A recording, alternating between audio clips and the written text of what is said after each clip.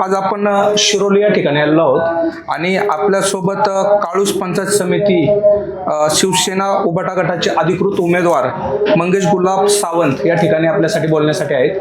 आपण या ठिकाणी त्यांच्याकडून प्रचारादरम्यान काही माहिती घेण्याचा या ठिकाणी प्रयत्न करणार आहोत. दादा नमस्कार. नमस्कार. आपला राजकीय सामाजिक प्रवास कसा आहे, थोडक्यात माहिती द्या. माझा राजकीय प्रवास जर आपण पाहिलं तर मी 2006 पासून आदरणीय राजसाहेब ठाकरे यांच्या नेतृत्वाखाली महाराष्ट्र सेना या पक्षामध्ये काम करायला सुरुवात केली. खरं पाहिलं तर हिंदू हृदय सम्राट बाळासाहेब ठाकरे यांच्या विचारांना मानणारा मी कार्यकर्ता आहे आणि त्यांच्याच विचारांशी जुळणारे ज्यांचे विचार होते ते आदरणीय राजसाहेबांच्या विचारांशी मी एकनिष्ठ झालो आणि गेली 19 वर्ष मी राजसाहेबांच्या विचारांवर काम करतोय आणि त्या पक्षाशी एकनिष्ठ आहे. आता खेड तालुक्याचे आमदार आदरणीय बाबा शेटकाळे यांनी माझ्यावर काळूस पंचायत समिती गणाची उद्धव बाळासाहेब ठाकरे या पक्षाची अधिकृत उमेदवारी या ठिकाणी जाहीर केलेली आहे आणि त्यानुसार मी आता या गणामध्ये काम करत आहे. आपला प्रचार दौरा कसा चालू आहे, लोकांचा प्रतिसाद कसा भेटतो? माझ्या गावामध्ये आत्तापर्यंत 7 गावं आहेत आणि 7ही गावामध्ये आम्ही घर टू घर प्रचार केलेला आहे. अतिशय उत्तम असा प्रतिसाद आम्हाला लाभलेला आहे. खेड तालुक्याचे आमदार बाबा शेटकाळे यांचा हा घरचा मतदारसंघ असल्यामुळे त्यांनी जो विकासाचा पाया रचला या ठिकाणी होता त्यावर कळस चढवण्यासाठी मतदार आम्हाला नक्की संधी देणार आहे. बरं, तुमचे पुढचे विजन काय आहे? माझं पुढचं विजन हे असं आहे की प्रत्येक घरामध्ये आता पंचायत समिती जर म्हटलं तर तिथं BOT तत्वावरची ज्या योजना येतात ती योजना प्रत्येक शेतकऱ्यापर्यंत शेतकऱ्याच्या घरापर्यंत पोहोचवण्याचा माझा प्रयत्न असणार आहे. आणि या मतदारसंघामध्ये हे शहरी आणि निमशहरी असा एक मतदारसंघ आहे. काळूस असेल, इकडे वाकी असेल, वडगाव असेल, या ठिकाणी शेती प्रधान असणारा हा मतदारसंघ आहे आणि काही शिरोली, चांडोली, भाम हा शहरीकरण होणारा मतदारसंघ आहे.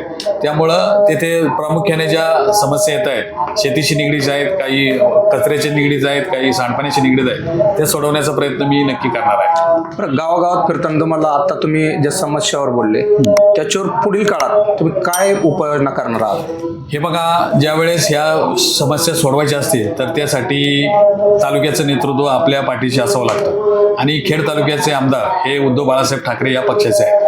आमदारांच्या माध्यमातून या ज्या समस्या आहेत ह्या नक्की सुटू शकतात. त्याचबरोबर जिल्हा परिषदचे आमचे उमेदवार गणेश नाना आरगडे ते सुद्धा खूप स्ट्रॉंग आहेत. त्यांच्या माध्यमातून जिल्हा परिषद असेल, आमदारकी असेल, पंचायत समिती असेल, या तीनही आमचे जर ब्रॅकेट या ठिकाणी बसणारच आहे आणि ब्रॅकेट बसल्यानंतर त्या समस्या सोडवण्यासाठी आम्हाला काही अडचण येईल असं वाटत नाही. तुम्हाला लोकांनी तुम्हालाच का निवडून द्यावं?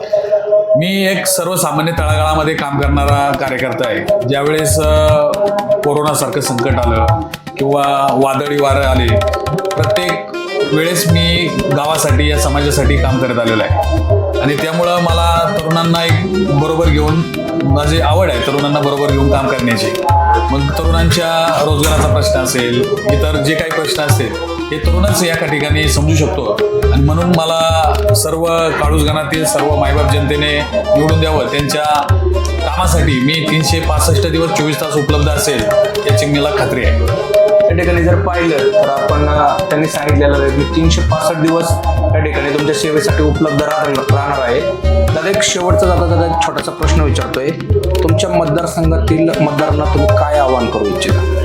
माझ्या मतदारसंघातील सर्व मतदारांना मी एकच आवाहन करतो की आपल्या मतदारसंघावर खूप मोठं संकट या ठिकाणी आलेलं आहे. या संकटाला जर सामोरं जायचं असेल तर आपण अंतर्मुख होऊन मतदान केलं पाहिजे.